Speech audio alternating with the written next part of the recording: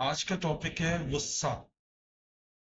غصہ، شروعات غصے کی ہوتی ہے زور سے بولنے سے۔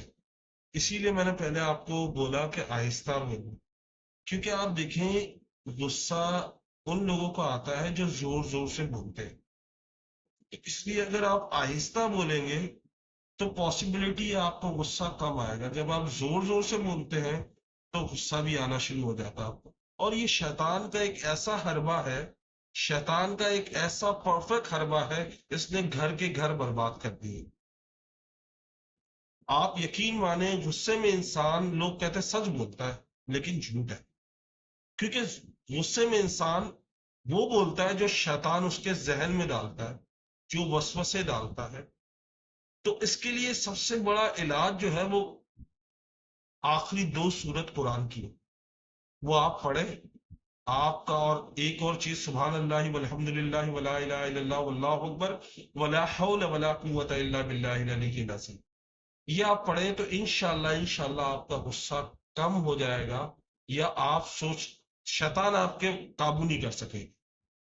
تو اس لیے اپنے غصے کو ہمیشہ قابو میں رکھو۔ غصہ آئے تو وہاں سے چلے جاؤ، اٹھ کر چلے جاؤ، بات نہیں کرو۔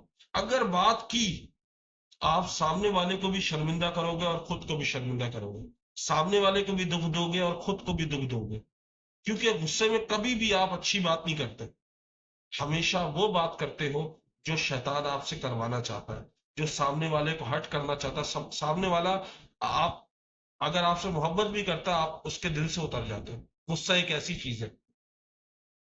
تو غصہ حرام ہے، یاد رکھو۔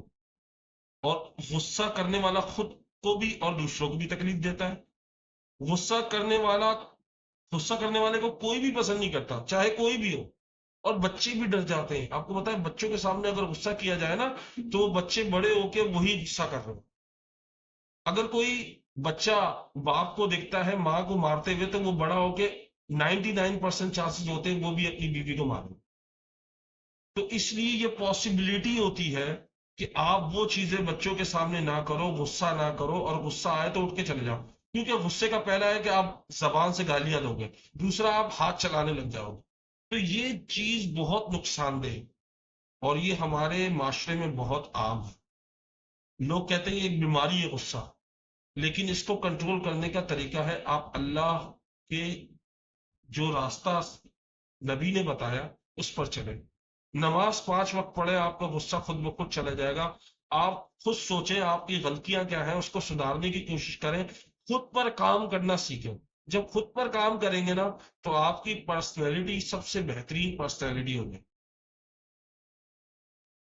غصے کی حالت میں ہمیشہ شیطان آپ کے دماغ میں وسوسے ڈالے گا، اور ایسے وسوسے ڈالے گا جس سے آپ بہت گھٹیا الفاظ بولیں گے یا گالیاں دیں گے۔ تو کوشش کریں کہ آپ کو غصہ نہ آئے۔ غصہ آئے تو اٹھ کے چلے جاؤ، اٹھے ہو تو بیٹھ جاؤ، بیٹھے ہو تو اٹھ جاؤ۔ یہ نبی کریم صلی اللہ علیہ وسلم کی ایک حدیث میں تھا، واللہ عالم، لیکن میرا اپنا مشاہدہ، کیونکہ مجھے بہت غصہ آتا تھا، یہ نیہا کو شاید نہیں پتا لیکن میرے کو بہت غصہ آتا تھا، میں بہت زور سے چیختا تھا کہ نیچے تیسری منزل کے نیچے بھی نا آواز جاتی تھی، اتنا غصہ آتا تھا مجھے۔ تو میں اس کو کنٹرول کیسے کیا، آپ کو پتا ہے؟ ہر دفعہ غصے کے بعد مجھے معافی مانگنی پڑتی تھی سامنے والے سے، کیونکہ جب دماغ ٹھنڈا ہوتا تھا پتا چلتا تھا کیا غلطی کی ہے۔ غصے میں تو پتہ ہی نہیں چلتا غلطی کی ہے یا نہیں کی ہے، بولتا میں صحیح ہوں، غصے میں کیا ہے، میں صحیح ہوں، میں جو کر رہا ہوں وہ صحیح ہے۔ لیکن غصہ ختم ہونے کے بعد یہ خیال آتا ہے یہ تو غلطی ہے۔ اب اکثر میری بیوی کہتی ہے یہ کیا بات ہوئی، بندہ غصہ کر لے پھر معافی مانگ لے، بندہ وہ کام ہی نہ کرے جس سے معافی مانگی جائے۔ تو ہر وہ کام جو آپ کو نقصان پہنچاتا ہے ان میں سے ایک یہ غصہ بھی ہے۔ اس کو کنٹرول کرنے کا ایک آسان طریقہ ہے کہ آپ روزانہ صبح شام آیت الکرسی، سورہ اخلاص، سورہ ناس، اور آخری دو سورہ ہے نا، سورہ ناس اور سورہ فلک، یہ لازمی پڑھے۔ آپ کو غصہ آئے گا ہی نہیں، اور سبحان اللہ والحمد للہ ولا الہ الا اللہ واللہ اکبر ولا حول ولا قوت الا باللہ، باللہ تک پڑھنے کے بعد، یا آگے بھی پڑھ سکتے ہیں آپ، تو انشاءاللہ آپ کو شیطان وسوسے میں نہیں ڈالے گا، نہ آپ کو غصہ آئے گا، آپ کا غصہ کہیں خود ہی ختم ہو جائے گا۔ کیونکہ شیطان پتہ ہے غصہ کن لوگوں کو دلاتا ہے؟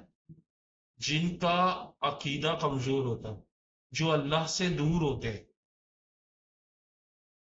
اور اگر نماز پڑھنے کے بعد بھی اگر آپ کو غصہ آ رہا ہے تو سمجھ لو کہ آپ کی نماز میں کوئی کمی ہے، آپ کی عبادت میں کوئی کمی ہے، یا اللہ آپ سے راضی نہیں ہے۔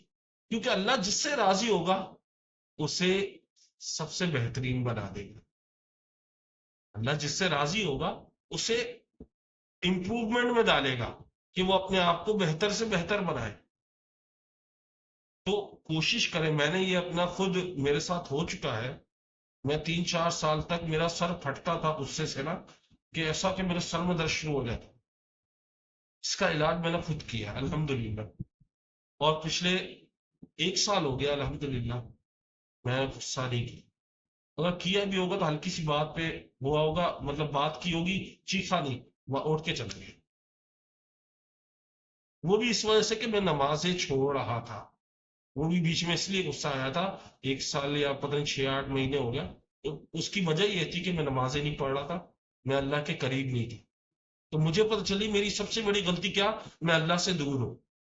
اللہ سے جو دور ہوتا ہے وہ شیطان کے قریب ہو جاتا ہے، اور شیطان چاہتا ہے کہ وہ زیادہ سے زیادہ گناہ کرے اور اللہ اس سے ناراض ہوئے۔ کیونکہ حقوق العباد، اگر حقوق العباد اللہ معاف کرنے سے پہلے بندے معاف کرنا لازم ہوتا ہے، بندے کا معاف کرنا ضروری ہوتا ہے۔